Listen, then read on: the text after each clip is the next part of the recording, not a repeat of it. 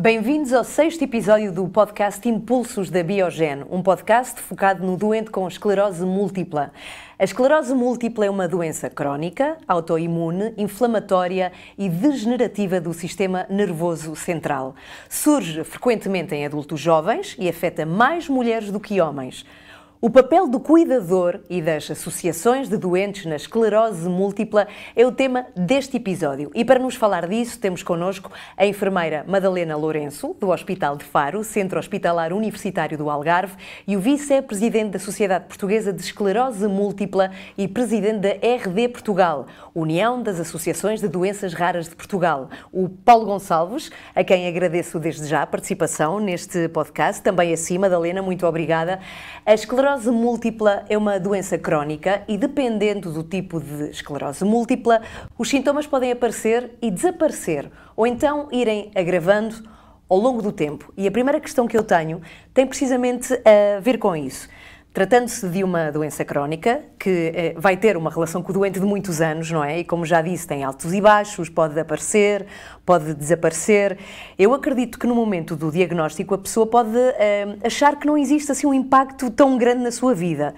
Mas, como é uma doença neurodegenerativa, este impacto vai sentir-se com o passar dos anos, obviamente. E vou começar por si, enfermeira Madalena, a perguntar qual é a importância tendo em conta tudo isto que eu disse, dos cuidadores e dos familiares no momento do diagnóstico. A importância dos cuidadores e dos familiares é enorme, porque a pessoa portadora de esclerose múltipla, ao receber o diagnóstico, pode não conhecer a situação e não estar familiarizada com ela.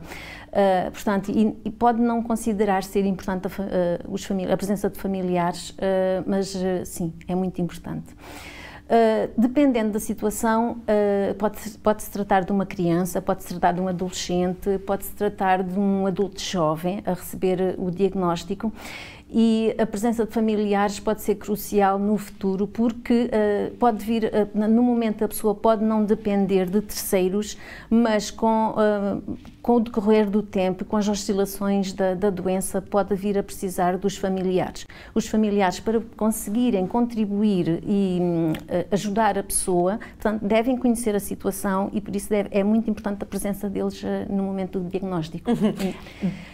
Duas questões. Primeira, falou de várias idades, não é? Obviamente que as crianças precisam sempre do acompanhamento de um adulto, mas às vezes os adultos acham que podem não precisar do acompanhamento de um outro adulto. Isso pode acontecer, não é? Exatamente. O adulto pode pensar que não precisa de ajuda, que se basta a si próprio, mas quando vivenciar uma daquelas oscilações, uma situação de crise, uma situação de maior dependência, vai acreditar, vai interiorizar realmente que pode necessitar da presença de alguém e pode ser uma mais-valia. Mas porquê é que é importante que seja logo desde o diagnóstico?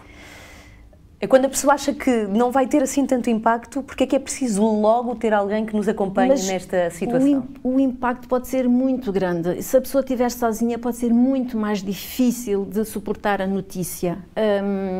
No entanto, existem pessoas que preferem assumir a posição, assumir o diagnóstico sozinhas e temos que respeitar isso. Mas depois, ao longo do tempo, o cuidador... E queria dizer alguma coisa, Dr. Paulo, pode aqui trazer a sua, eu queria sua participação. Normalmente, a enfermeira poderá confirmar ou não, mas eu acho que poderá confirmar, o diagnóstico surge quase sempre após uma agudização dos sintomas. Não é? Isto não é uma doença em que se fazem uma bateria de exames e depois se chega a uma conclusão. Isso normalmente acontece quando há uma agudização, o chamado surto, e quando isso acontece, há uma quebra grande, normalmente naquele período de surto, há uma quebra grande na autonomia da pessoa. E isto provoca um choque muito grande. E daí a enfermeira estar a dizer que a pessoa quer receber isto sozinho, quer seguir isto sozinho. Porque, na realidade, a reação é, se eu era futebolista, se eu jogava futebol com os meus amigos, se eu andava de moto, se eu fazia isto, se eu fazia aquilo, Conheço várias pessoas no Algarve, uma pessoa que é personal trainer no Norte, que fazia caminhadas, o presidente da SPEM, que fazia aquelas coisas de orientação com as coisas mais extraordinárias, de repente não pode fazer isso. Não é? A reação é, eu não quero, e muitas vezes quando pensa e às vezes os médicos dizem, a nossa primeira vontade é ir à internet ver logo isto e vai ver as piores coisas, e daí a negação, daí a questão de ser tão importante o primeiro ano para a aceitação da doença e para o acompanhamento da família e dos amigos mais próximos. E o papel dessas pessoas vai ser fundamental. E falava o Paulo desta questão da corrida à net. E a pergunta é qual é o papel de uma associação neste aspecto, porque é de todos nós. Qualquer coisinha, vamos ver à net o que é que quer dizer, o que é que se aplica a mim, o que é que não. E a verdade é que é muito difícil perceber o que é que se aplica a nós e o que é que não se aplica. E qual é o papel de uma associação para nos dizer, para si é isto, para si não é isto? Posso? Madalena. Força. Não, força. O papel das associações acho que é fundamental, porque disponibiliza informação assertiva, adequada, fidedigna, e as associações podem orientar as pessoas na informação ideal para aquela fase que eles estão a passar. Portanto, o papel das associações é muito importante, e é isso. A esclerose múltipla é uma doença complicada. Quase todos nós já ouvimos falar dela, não é? E normalmente não foram as melhores coisas. Se eu digo, quando alguém me pergunta, eu caminho com 2 bastões. Quando alguém me pergunta o que é que eu tenho, e eu digo que tenho esclerose múltipla, a resposta podem não ser palavras, mas muitas vezes é: eu tenho um vizinho, a mulher do não sei quem, o sobrinho de não sei quem, e normalmente aquilo é terrível. E, portanto, o papel das associações, primeiro, deve ser colocado de uma forma pelos profissionais de saúde em geral para esse aconselhamento, de uma maneira que a pessoa sinta que aquilo lhe pode ser útil para alguma coisa. No caso da SPEM, se me permite o exemplo, uma das coisas que eu senti quando me juntei à direção foi que havia uma reação muito negativa a primeira vez que ia lá alguém, especialmente se era um diagnóstico recente. E porquê? Porque quando entravam, haviam algumas pessoas que estão lá, porque a SPEM tem muitos serviços e alguns deles de reabilitação, mas algumas daquelas pessoas que estão numa sala de espera ou no centro de atividades ocupacionais, são pessoas que foram diagnosticadas há mais de 20 anos, quando não havia tratamentos. E, portanto, a doença evoluiu muito. E isto pode provocar um choque de tal ordem que as pessoas digam: nem quero saber. Isso mesmo. Não é? Então, aquilo que nós tentamos fazer logo de início foi criar 2 espaços absolutamente isolados. Quando é um diagnóstico novo e há uma marcação para alguém falar com um dos nossos profissionais, seja um técnico de fisioterapia, seja um psicólogo, seja um técnico de apoio social, ou para falar com o que quer que seja, nós tentamos que esse atendimento seja feito num espaço ao lado, para que essa pessoa seja preparada, porque vai ver outras pessoas em que a doença evoluiu. Isso não quer dizer que lhe vai acontecer àquela pessoa a mesma coisa. Pois. Porque ela é múltipla, porque atinge cada pessoa de uma maneira diferente. Claro que sim. E já agora, e que já percebemos que as associações são de suma importância, até para a qualidade de vida do doente, a Madalena vem de Faro. E a minha pergunta é, que não é a capital, não é? Lisboa mesmo assim é uma cidade importante. Até que ponto é que temos o mesmo nível de assistência em todas as zonas do país? Até que ponto eu acho que isso não existe. Seria a realidade desejada, o mesmo acesso a todos os serviços em todos os sítios do país, mas já tenho vivido situações em colaboração com os doentes ou a tentar ajudar os doentes, os portadores, as pessoas que têm esclerose múltipla e seus familiares a acederem a alguns serviços de algumas associações e depois os serviços não estão disponíveis perto. Portanto, uma das barreiras é a distância, porque se nós pretendermos aceder a um serviço de forma presencial, ele pode estar muito distante, pode estar perto por acedermos de outra forma, online ou a outras vias de comunicação. Outra das barreiras, quando são, como falávamos há pouco, pessoas que podem não ter conhecimento em usar novas tecnologias, e isso também ser uma barreira para aceder aos serviços que as associações disponibilizam. Ou então não terem materiais, as pessoas podem não ter os materiais em casa, podem não ter um telefone que sofisticado, moderno, ou não terem computador e não conseguirem usufruir de serviços que estão disponíveis em Lisboa.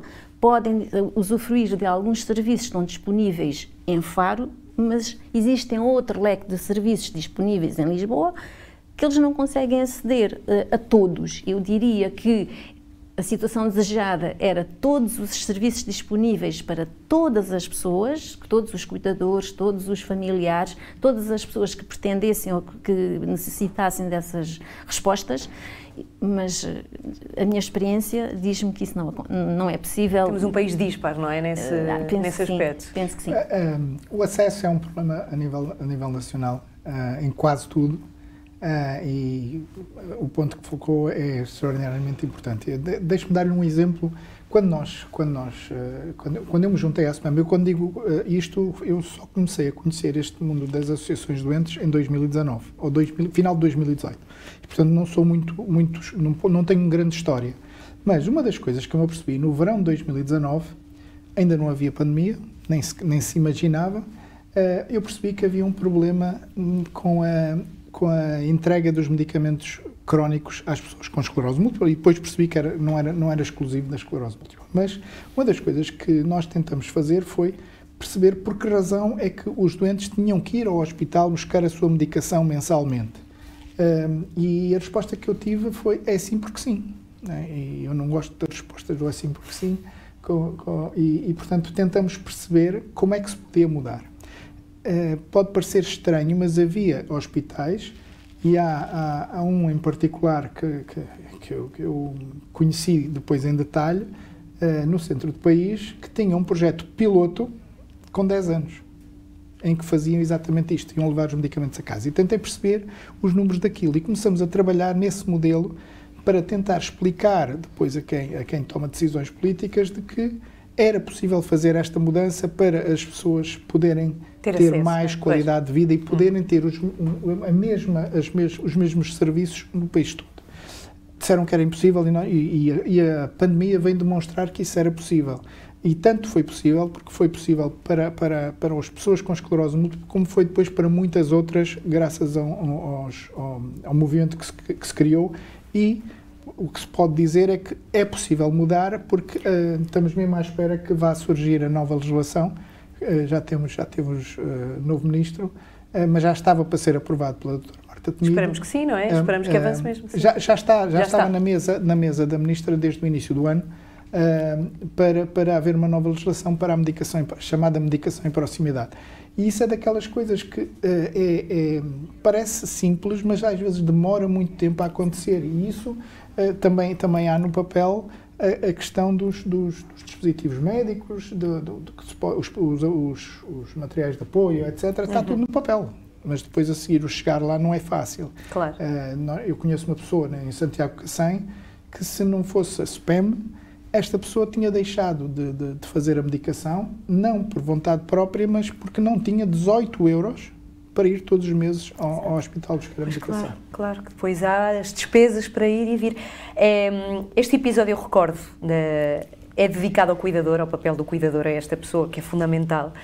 E eu pergunto como é que, isto é uma questão que anda muito nas notícias também, não é? O estatuto do cuidador, e ainda bem, mas como é que se pode ser reconhecido como cuidador? O que é preciso para ser reconhecido? Quer falar sobre o assunto? Madalena? Para ser reconhecido como cuidador, tem que cuidar. Portanto, a pessoa tem que ser cuidadora, tem que ter uma pessoa para cuidar. A pessoa que é cuidada tem que ter um nível de dependência e tem que, portanto, despender tempo e proporcionar ou cuidados de alguma forma à pessoa que necessita deles. O estatuto de cuidador pode ser, portanto, requer preparação de vários requisitos e são muitos, por isso pode demorar bastante tempo a obter o reconhecimento do estatuto do cuidador. Mas as pessoas não podem desistir, têm direito, as pessoas que cuidam, que são familiares, portanto, um dos requisitos é ser familiar e conviver com a pessoa na mesma casa, por exemplo, o estatuto de cuidador informal, sendo o cuidador principal.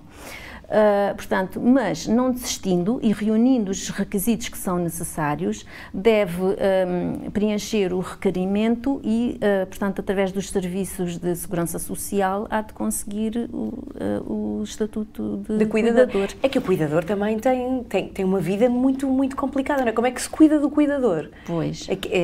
Não é um papel nada fácil. É um papel que requer muito tempo, requer muita disponibilidade, requer que a pessoa que cuida tenha conhecimentos, capacidades, consiga fazer a ligação com os serviços da comunidade, que seja, portanto, desenrascada e que tenha capacidade para isso. Tem que ter formação, exatamente, tem que ter, portanto, há vários aspectos que estão, interesse pela pessoa, tem que estar sempre presente, portanto, todas estas situações podem levar com o tempo, porque isto é por tempo indeterminado, portanto, pode demorar, é uma situação que pode exigir muito da pessoa que cuida e por isso terá direito ao reconhecimento do estatuto, da situação de cuidador informal. A Madalena já nos deu aqui umas luzes e, sobretudo, deixou clara esta informação de não desistir para se ganhar o estatuto de cuidador. Mas em termos burocráticos, Paulo, assim explicando de uma maneira mais prática, é complexo? Burocraticamente é complexo? O navegar nos temas da saúde e dos apoios sociais é uma navegação muito complexa. E, por vezes, a maior dificuldade é que nós, às vezes, gastamos 3 meses fazer um determinado pedido em que aquilo falhamos em alguns dos requisitos e andamos a fazer isso e estar à espera para nada. Daí uma das coisas que as associações doentes, em geral, fazem, quase todas elas têm algo em comum, que é o apoio social. Porque os direitos sociais não diferem por patologia ou de patologia para patologia, não, eles são iguais. Portanto, um dos requisitos, por exemplo, é a questão do nível de incapacidade, o chamado atestado multiusos. Para nós termos direito ao que quer que seja, aquela pessoa tem que ter um atestado multiusos, não é? E o cuidador tem que saber disso. E muitas das vezes andam às voltas e fazem o pedido disto e o pedido daquilo e o pedido de apoio, e para depois chegar ao fim de 3 meses, 6 meses e aquilo ser negado e a pessoa não percebeu porquê e volta lá e aquilo que queria não era exatamente aquilo, era a linha seguinte, mas para a linha seguinte precisava... Então que conselho útil deixa quem nos está a ver? Para que seja mais por muito estranho direito o caminho. Por muito estranho que possa parecer, é contactar uma associação de doentes, porque pode ser uma qualquer, aquelas que tenham um serviço de apoio social. Porquê? Porque têm tempo para explicar a sua questão e não estão dependentes do 33, 34, 35, já passou a sua vez, etc. Não.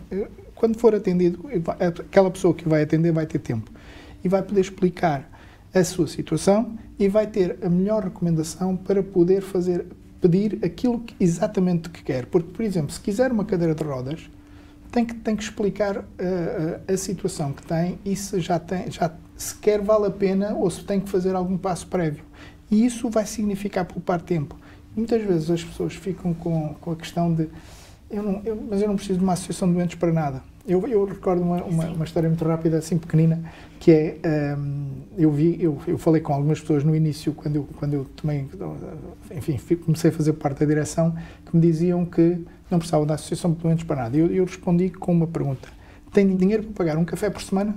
E se a SPEM não vale um café por semana, significa uma de duas coisas.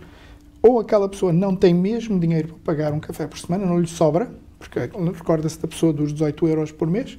Há pessoas que não lhes sobra dinheiro para um café por semana, ou então não veem valor no serviço que a associação presta para gastar esse um café por semana. Significa que nós estamos a fazer mal o nosso trabalho. Embora seja voluntário, mas fazemos. Mas se for a primeira situação que não tem, essa pessoa está isenta. Portanto, não é esse o problema. É nós conseguirmos demonstrar que o trabalho que fazemos vale aquele dinheiro. E o dinheiro ter sócios custa dinheiro. Portanto, a boa dica que deixa é que se contacte uma associação de doentes que podem ajudar, sobretudo com o cuidador, se há coisa que não tem é tempo, não é? E energia para andar à procura de coisas. É mais doloroso ainda quando estamos a pensar, por exemplo, nós acabamos de passar o período de férias. E o período de férias ainda é mais doloroso porque algumas destas pessoas que são cuidadoras ao final do dia, porque durante o dia as pessoas cuidadas às vezes estão em algum sítio diferente, ou em casa, ou num outro local, mas que têm algum apoio. Quando chega ao período de férias, muita gente vai de férias. E estas pessoas têm isto a dobrar.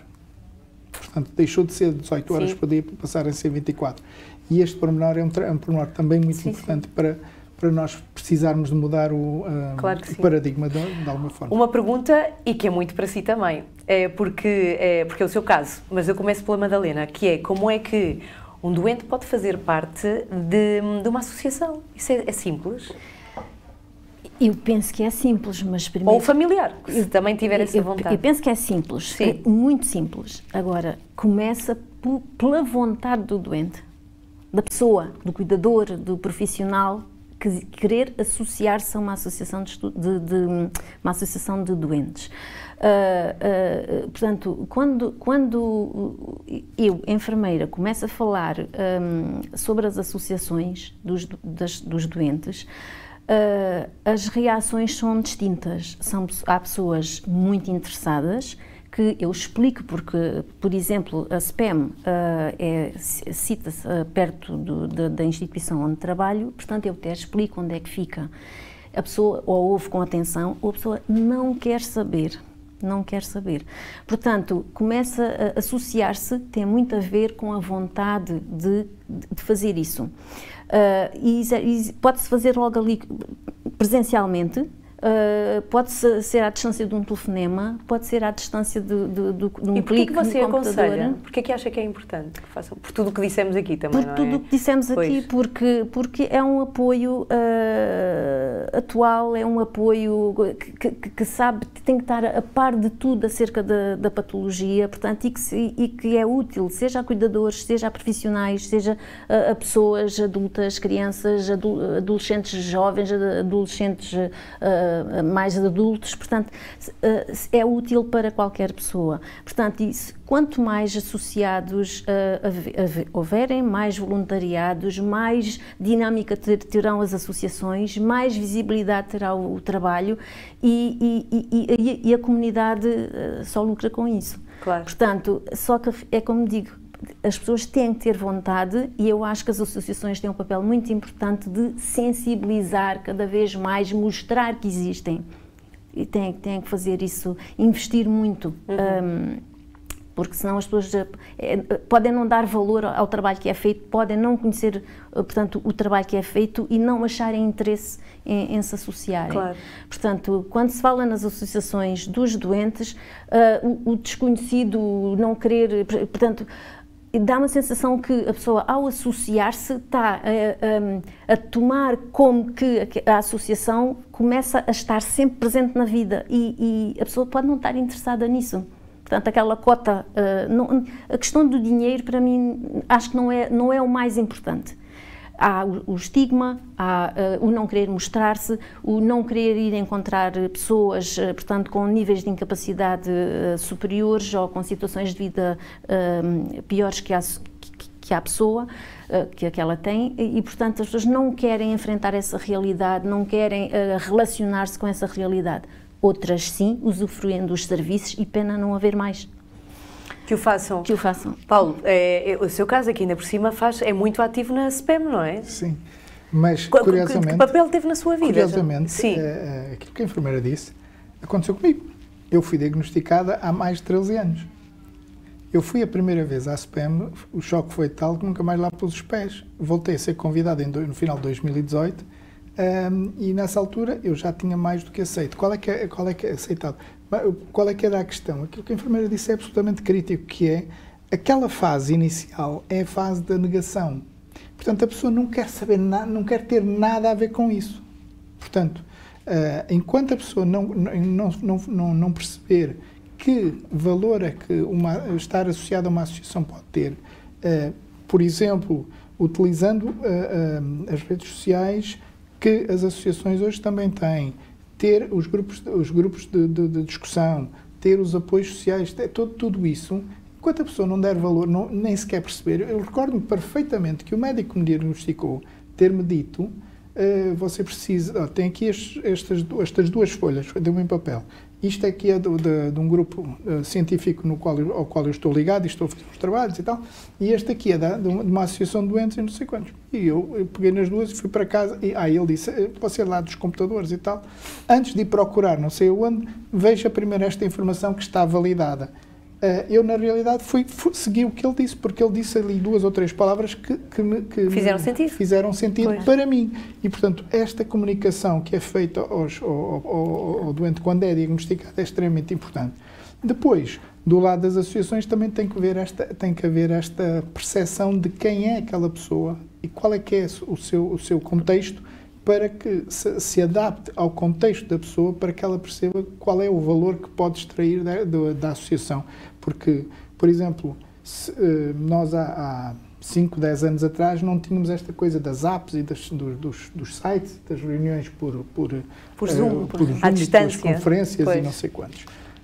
Hoje, quando nós chegamos à SPEM, esta direção, quando chegou à SPEM, começou, nós entramos em janeiro, em fevereiro estávamos a utilizar Zoom. E porquê?